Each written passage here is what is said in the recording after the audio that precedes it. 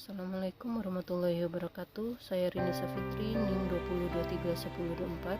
Saya akan mempresentasikan makalah ke-8 tugas seminar akuntansi berjudul Financial Reporting and Disclosure Practice in China, atau Jurnal Akuntansi dan Ekonomi, Praktik Pelaporan dan Pengungkapan Keuangan di Cina.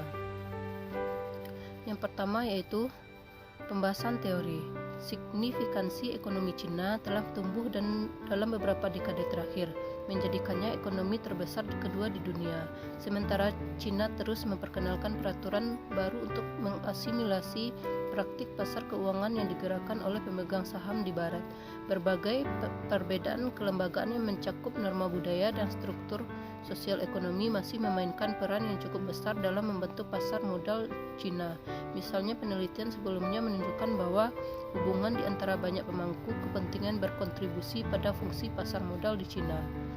Yang kedua yaitu studi kasus. Mengingat banyaknya bukti tentang prevalensi berbagai pemangku kepentingan yang terhubung dalam ekonomi berbasis hubungan Cina, apakah dan bagaimana mereka mempengaruhi keputusan pelaporan dan pengungkapan perusahaan masih belum jelas. Studi empiris berdasarkan data arsip yang tersedia untuk umum terbatas dalam mengungkap mekanisme yang mendasari pelaporan perusahaan dan insentif pengungkapan, karena sebagian besar upaya koordinasi dan komunikasi pribadi di antara pemangku kepentingan yang terhubung tidak dapat diamati. Oleh karena itu, penelitian arsip yang ada hanya secara tidak langsung menyinggung penjelasan pengamatan empiris berdasarkan faktor kelembagaan dan dimotivasi oleh prediksi teoritis.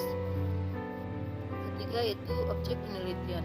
Besarnya perkembangan pasar modal Cina telah menarik banyak perhatian dari investor dan regulator yang ingin memahami hasil pelaporan keuangan perusahaan Cina.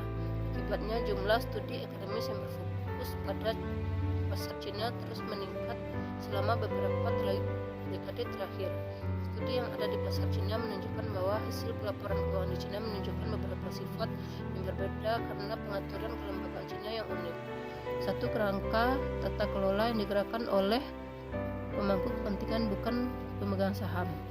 2, struktur kepemilikan perusahaan yang berbeda. 3, prevalensi transaksi bisnis yang lebih berbasis hubungan. 4, sistem hukum yang lemah. 4 yaitu teknik analisis data. Secara khusus, survei dilakukan secara langsung bertanya kepada eksekutif di perusahaan Cina tentang persepsi mereka tentang kualitas laba, manajemen laba dan insentif perataan, dan motif mereka untuk keputusan pengungkapan sukarela. Berdasarkan keterlibatan lapangan tindak lanjut yang luas termasuk kuesioner terbuka tambahan, instrumen survei tambahan, dan wawancara lapangan, juga merekonsiliasi perbedaan yang diamati dengan fitur kelembagaan antara model tata kelola yang digerakkan oleh pemangku kepentingan di Tiongkok dan model tata kelola yang digerakkan oleh pemegang saham di Amerika Serikat. Dan terakhir yaitu kesimpulan.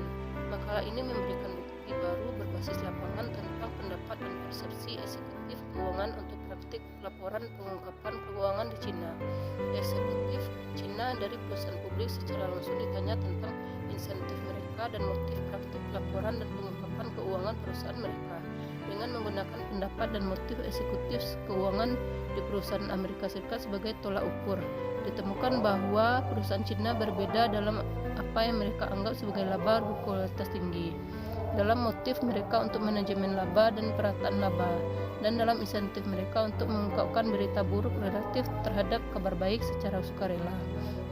Bukti berbasis lapangan lebih lanjut menunjukkan bahwa perbedaan-perbedaan ini terutama berakar pada perbedaan kelembagaan yang terkait dengan dominasi investor retail, struktur kepemilikan dan terkonsentrasi, sistem hukum yang lemah, dan peran kelompok pemangku kepentingan yang beragam, termasuk investor jarak jauh dan pemangku kepentingan.